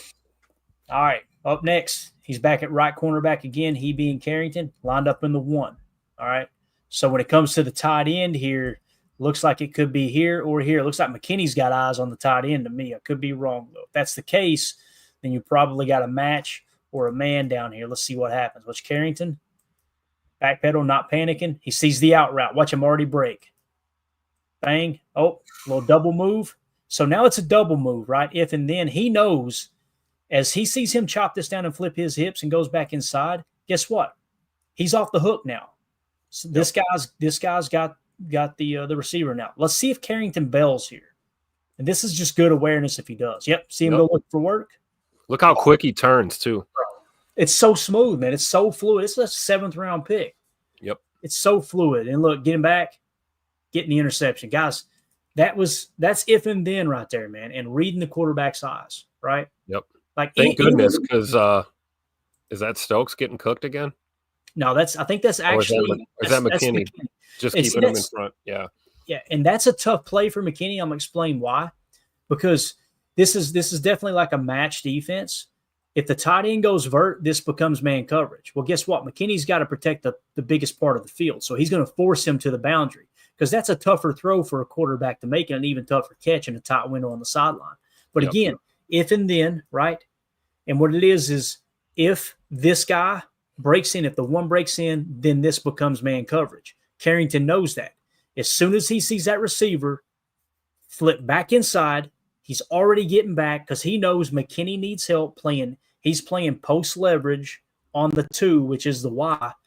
And look at Carrington go back and just snatch that ball. Guys, that's not just okay, well, that's, nothing special about that. That's a pretty special play in match defense. Oh, yeah. I mean, if he bites down there and doesn't go deep, that's a complete first down. Yep. And instead, you got the ball back in Vikings territory. Now, let's talk about the negative, right? Don't be holding that thing like a loaf of bread. You'll get it poked out. Which one? You'll see what I'm talking about. He'll go, I'm going to make a play. Oh, yeah. Thank God. Oh, Edrin Cooper, thank you. Yeah, I think it was Carl Brooks, I believe. Or was that Brooks that fell on it? Let's see. Again. 56 and 94, both saved the day there. Right here, he's probably thinking, okay, yeah, I just need to probably get down. Now, right here, he's going, oh, I'm housing this. Now, the problem is, I think it might be Justin Jefferson that has the high football IQ. It is. Nope, actually, it was up here, wasn't it? He's chasing. This is the guy that bats it out. So right here, Carrington's, he's just getting greedy, man. Yeah, don't cut it back, man. Just go out of bounds. And again, yeah, Carl Brooks, right? Carl Brooks on the ball. Edrin Cooper there too, though. You're right, Tim. He was right there on it too. So that could have been disastrous. But all right, next play. Notice he was up toward the line of scrimmage, kind of sugaring a little press look, right? And this is against the Bears. Once again, right cornerback. Now he's going to back off. Ball snap. Oh, yeah, little bubble, right? Little bubble route. With the bubble, guys, it's real simple. The receiver just takes a step back and bubbles out toward the sideline. Usually it's a bubble screen. In this case, it's just a bubble. He's thinking he's going to make Carrington miss. That's what he's going to do here, Tim. And he wrong. Bang. Hat on the ball, fumble, Packers ball. That's a nice play right there, man. Again, watch him. Look at no hesitation. Watch him break, Tim. Boom. This is probably a choice route at the line. As soon as they seen him back off the line, him being Carrington, they probably said, let's go bubble, right? They're on the same page. Watch him. Back off, bubble. I love how as soon as he backs off, he knows he's got to get up there too. He sees them going there. Yeah. That's a beautiful play, man. Hat on the ball too, dude. Like I said, it might be early, but Pay that man his money. I love it. Ball out, and I think it's Bullard that recovers it, if I remember correctly. Yeah, Bullard gets on the ball. Watch Bull on this play too, guys. Look how quick he gets out there. Yep. Carrington misses. Bull's cleaning it up. That's a positive rep. Notice Gary too. Gary recognizes it, right? Is that Gary? Yeah. Gary out there too. So, telling you, man, Hafley had these boys with their eyes on the ball. There's no doubt about it.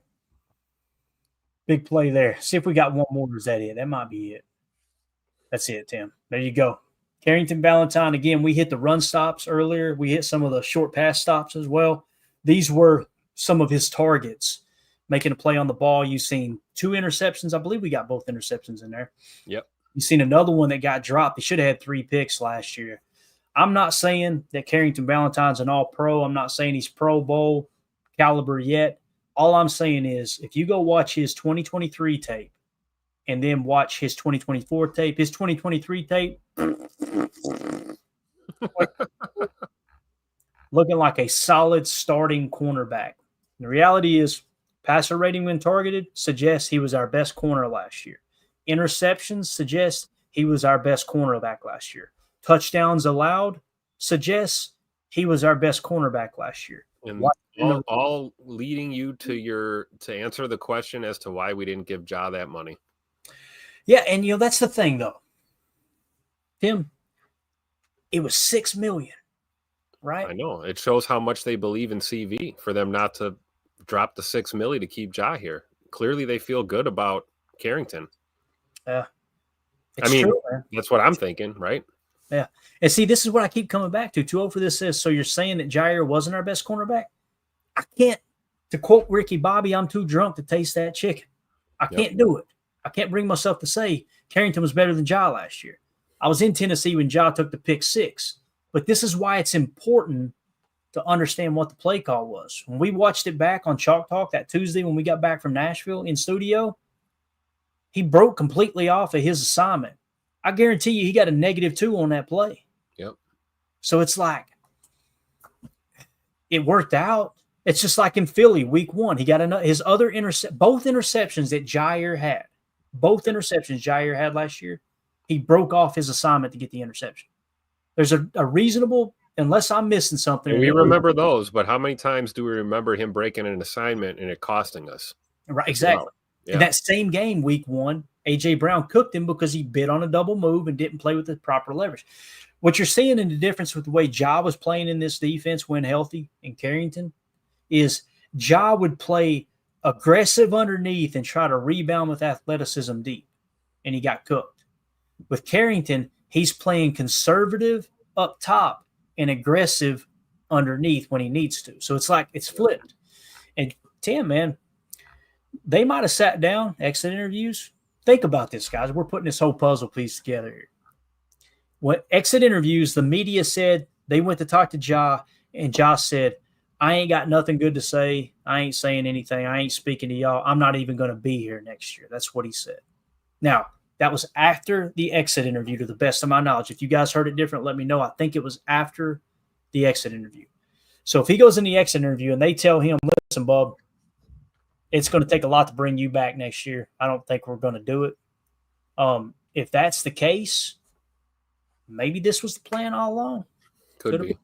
I think nothing nice to say comment was locker clean out after the loss in the playoffs. But see, I thought they said it was exit interview. I think Jason Wilde, I could be wrong, but I think Jason Wilde said, locker clean out. That's after exit interviews. So they basically, when you do the locker clean out, like you got the final game, right? That's not when it happened.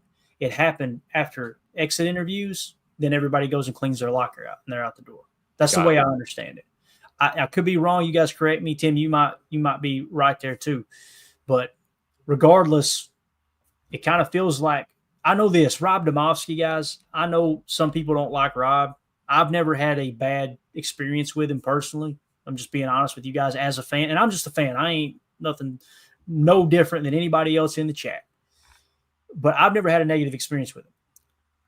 There's a lot of people that need to go to Rob and just tweet at him and go, hey, man, you called it.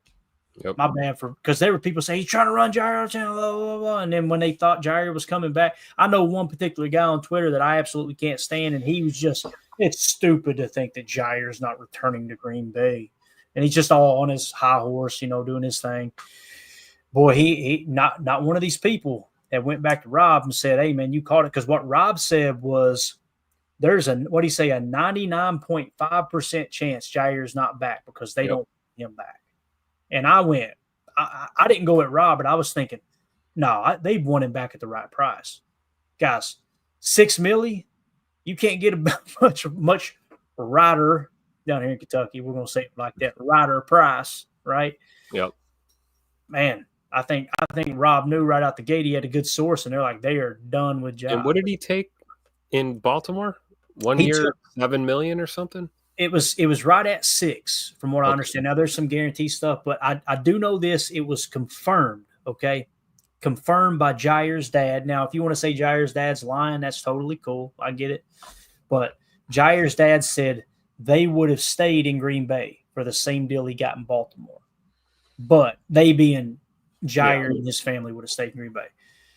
That would suggest, and then what I heard later was it was to the tune of $4 million. They weren't willing to go to $6 million. So got it.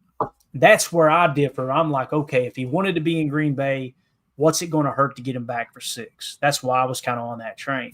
But man, you know what though, Tim? I'll have to eat some crow. Not really eat crow, but I'll just say, hey man, I was wrong. If we come out early in this year, and I'm not wishing this on Ja, but let's say Ja comes out in week 2 or 3 and he gets banged up and he's on IR for 6 weeks. We're going to be going, Goody did it again, right? And especially if Carrington's balling out too. So let's see here. United Bates says Jair Alexander signed a 1-year, $4 million contract with the Baltimore Ravens in June of 2025 with $2 million incentives, bringing the maximum value to $6 million. So his dad, from what I understand, said it was $4 million. They did not want to give the 2 additional in incentives. So that's what the way I understood it. I could be wrong, but you guys can go listen to that interview too. He was on I want to say it was ESPN Milwaukee or ESPN Madison where he did that. So United Bates said the incentives are tied up to playing time, $500K each for reaching 35%, 40%, 45%, and 50% of the team snaps. So, well, it begs the question: what about 65%? 65%. What if he gets 65% of the snaps? That's a great question, Tim. Asking all the tough questions in here tonight. All right. So there you go. Carrington Chalk Talk. This is a fun episode, Tim. We covered a lot, man. I appreciate that. I know there's a bunch of people in here watching. If this is your first time tuning in, hit that like, hit subscribe if you like daily Packers content. This is the type of stuff you're going to get all year long. You get film breakdown, pregame show, postgame shows. We're going to be covering the team throughout the week. Camp's going to be absolutely awesome. We'll be in here live every single day giving you training camp updates. Might even get some random live streams during the day if news breaks. We're going to be looking for the Zach Tom contract. We're going to be looking for the Elton Jenkins, them resolving that whole deal. Wait, did you just say Zach Tom? I did. Pay that man his money. Please pay that man his money. So, yeah, we got everything covered here, though. So I appreciate y'all tuning in. And anything we miss, hit us up in the comments. All right. Listen, this isn't anybody sitting over here doing a podcast going, listen to me talk. Let me tell you what's going on. It's us collectively as fans coming together, figuring everything out, and having a good time talking ball. So really, really appreciate everybody in the chat tonight. Y'all were awesome. Tim, thank you for your time, Bubba. Thanks for having me, Clay. See you tomorrow. Yeah, everybody have a great day. Be safe out there on this Saturday evening, all right? As we always say, if you drink, don't drive. Do the watermelon crawl. We'll see you. Here we go. Bye, guys.